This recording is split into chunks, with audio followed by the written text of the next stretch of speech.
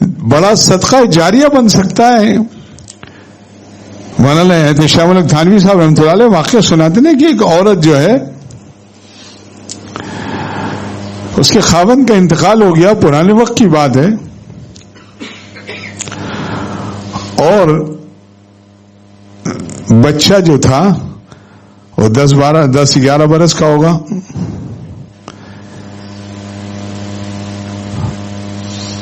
خاندان والوں نے کہا کہ اتنی بڑی زندگی کیسے گزارو گے، غربت کا زمانہ تھا،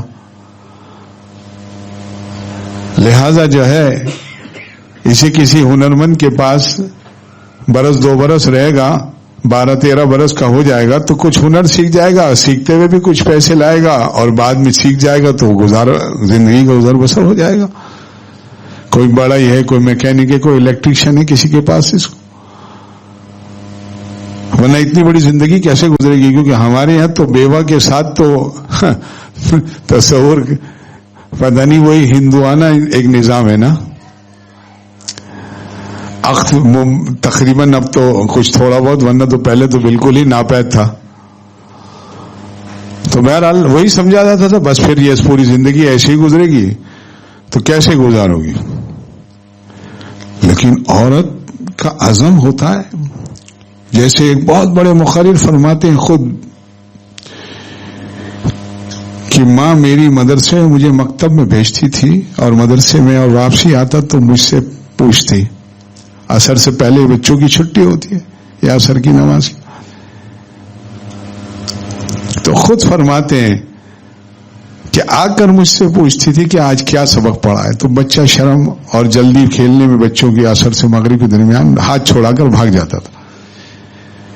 ایک دن ماں نے اس کا ہاتھ چھوڑنے نہیں دیا، پکڑ کے رکھا اور زور سے تھپڑ مارا اور کہا کہ آج تو مجھے سناتے ہوئے شرماتا ہے، کل لاکھوں کے مجمع میں کیسے سنائے گا.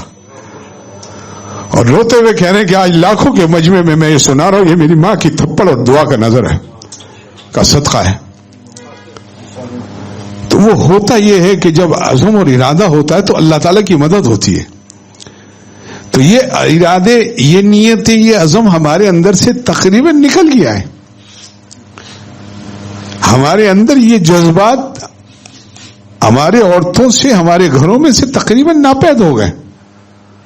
اب کہاں ہے یہ؟ تو وہ عورت کو برادری اور خاندان والوں نے کہا کہ بھئی اس کو کہیں ہنرمند کے پاس، تاکہ کچھ عرصہ جو ہے کام بھی سیکھ لے گا اور پھر باقاعدہ زندگی گزر جائے گی.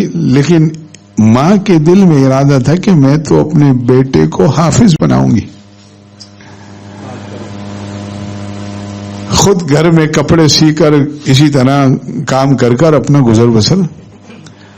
بچہ جاتا رہا، حفظ کر رہا ہے مکتب کے اندر، قریب تکمیل کے ماں کی بھی رحلت ہو گئی، یعنی انتقال ہو گیا.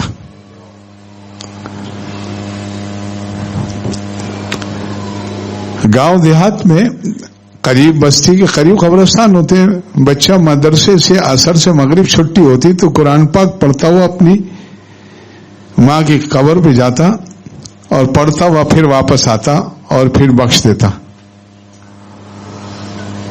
کئی دن گزرے تو ایک دن اس کی ماں خواب میں آئی اور کہنے لگی کہ بیٹا جب تو میرے قبر پہ آتا ہے روزانہ تو کل جب آئے تو قرآن پاک پڑھنے سے تھوڑی دیر ٹھہر جانا، وقفہ کر لینا.